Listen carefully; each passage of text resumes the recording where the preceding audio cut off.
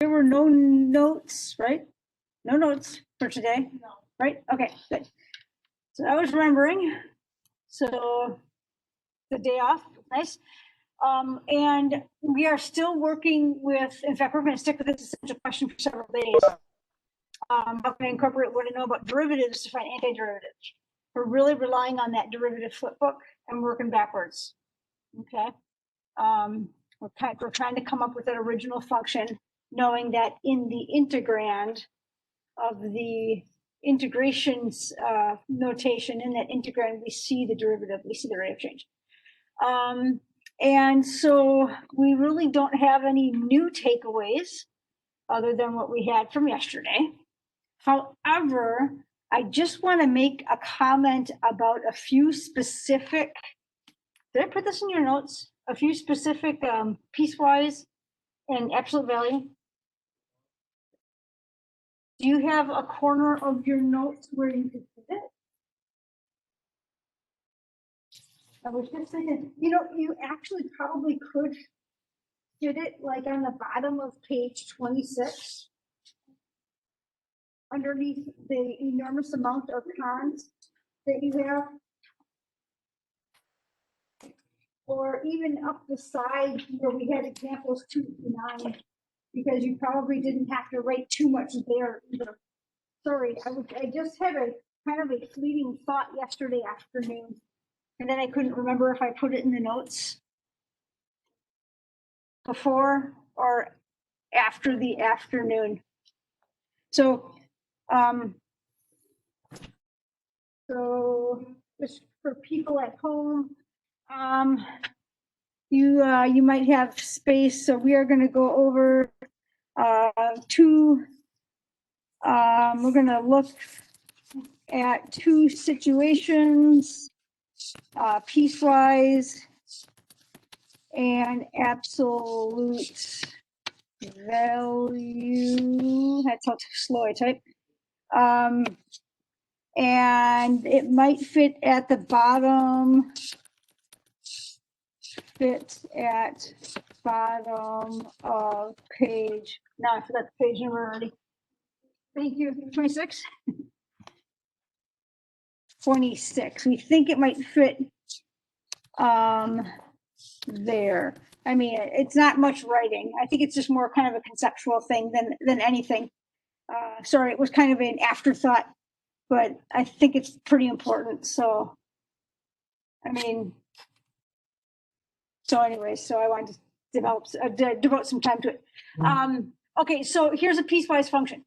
And I said at 0, to the left of 0, I want something linear.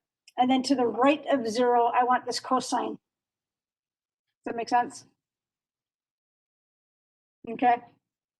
And so to the left of 0, when we're smaller than 0, it's x plus 1.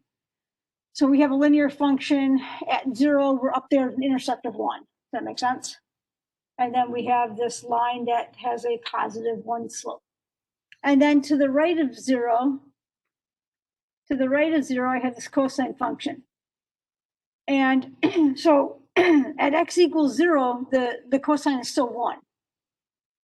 So if I had to kind of sketch this, it would look like a line with slope 1 coming up to 0, where it has a y value of 1, and then it would start doing this cosine sort of thing. Does that make sense?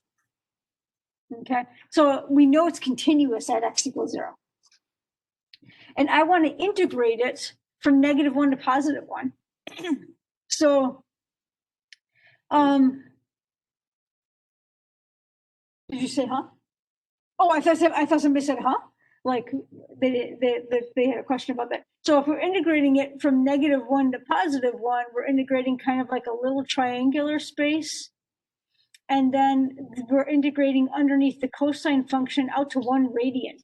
1 radian is about 60 degrees. Does that make sense? So we're not even to pi/2 yet. Okay, anyway, so piecewise functions, because we changed that function at x equals 0, we got to split this into a portion that will cover the linear and a portion that will cover the trig. that make sense? So that's what we're going to. It's kind. I kind of consider it a little bit intuitive. We can't handle it with one integration. So we're going to go from -1 to 0. So looking at this, we know 0 is big, so it's on top. -1 is smaller than that, so it's on the bottom. So this is the left-hand side of our piecewise, and this is the right-hand side of our piecewise. Now that we've split it at this location, now we can go ahead and integrate both sides. So what's the antiderivative of x? Bump up the power, divide by the new power. Yeah, right, x squared over 2 or half x squared. And what's the antiderivative of 1? X, right? We have to think of any constant as like, oh, that's the slope. So the function must have been 1x or 3x or something like that. So I call it x squared over 2 just because I'm used to bumping up the power and then putting that same number in the denominator. And then so I have to evaluate that from 0 to 1. Okay, now we haven't really discussed this in any detail. How do we find the antiderivative of this? Okay, but let's try to reason through it. We're going to talk about it more tomorrow. So if I have a cosine in the integrand, then what did I start with?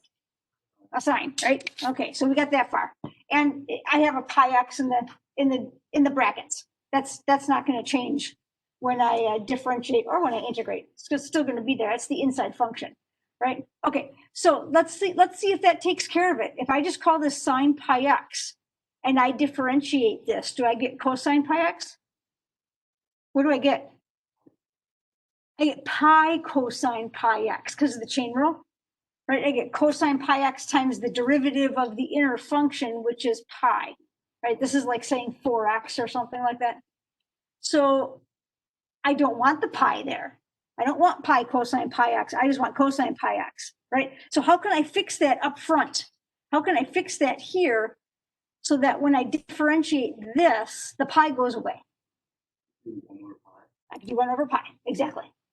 Now, if I start with this and I differentiate, then I get cosine pi x times pi, but I have 1 over pi, so the pi's are going to cancel with that chain rule. Now, think about reversing derivative rules, right? We saw it here. Bump up the power, divide by the new power. This is a chain rule in reverse, right? Instead of multiplying by the derivative, we're dividing by the derivative of the inside. That's all we're doing. Okay, so we're really reversing our chain rule. And we'll delve more into that when we do use substitutions.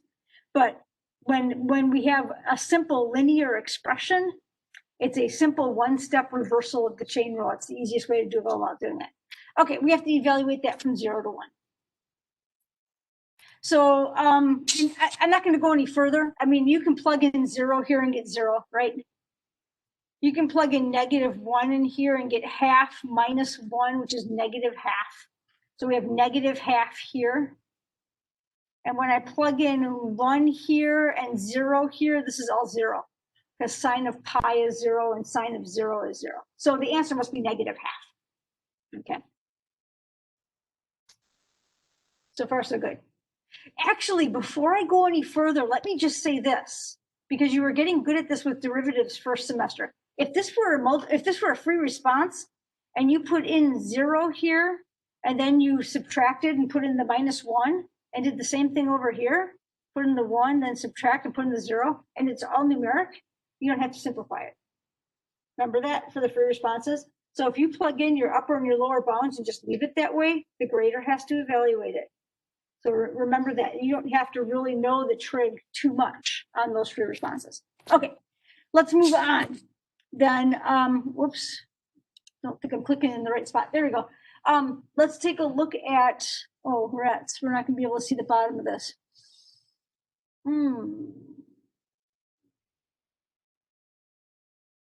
I can fix that real quick. Hold on here. Fixing it, I kind of give away the approach, but that's okay. let's move it up a little bit. Okay. Okay, so sometimes they ask these questions, integrate the absolute value of, and then they stick something in the absolute value. Let me just say this. They will always stick a linear relationship in that absolute value, okay? It'll always be something you can do geometry on, okay? So the idea here is not to try to integrate that, but to draw it out and then calculate it using geometry. So this is what this notation would tell you then. We see the absolute value sign. Where's my cursor? Trying to find the cursor. Whoops, that wasn't good. Oh, there it is. Aha, there it is. Okay. So we see an absolute value. The first thing we think of is let's get a picture. We see the integration here, and we know this integration is going to tell us that we're going to go from -4 to 1. So we're going to start 1, 2, 3. We're going to start at -4, and we're going to go to 1, and we're just going to look at that geometry. Okay, so it's literally plug and chug. When x is equal to 1, y is equal to 3. When x is, I just started at the top bound. So now I'm going to go to 0. If I put 0 in here, I'm going to get 2. Doing okay so far? Stick a -1 in there, I get 1. Stick a -2 in there, I get 0. I'm back at the axis. Still got to go though. -3 is going to make that a -1, but the absolute value is going to make it a +1, right? Absolute values are always those v's. And then stick a -4 in there, you're going to get -2, absolute value, +2. And then you're going to calculate the area of that shape. Okay. And that's going to get you your answer. They handle all absolute values this way. It's usually on a multiple choice. Sometimes the V dips below the horizontal axis. So now we have some negative region. Okay. But it's always going to be linear. So what do we have here? We have half base times height, right? 2 times 2. And then we have half base times height here. This looks to be 3 by 3. So we have that. 2 plus 4.5, which is 6.5. Okay, so just, you know, these are popular on multiple choices. You might see one or both of these on a multiple choice on an AP exam. I will give you both of them on the test because I would like to see you get full points for both those questions. But you'll see either one or both of those on a typical AP. Is that right? Okay, so you do have topic questions today. And then you're going to continue with your con, and you've got some day 10 notes for when do we see each other? Friday, right? So you can go ahead and get started on that. And my home crew, I'm going to stop the recording, but let me know if you have questions. We'll be live to the end of the hour.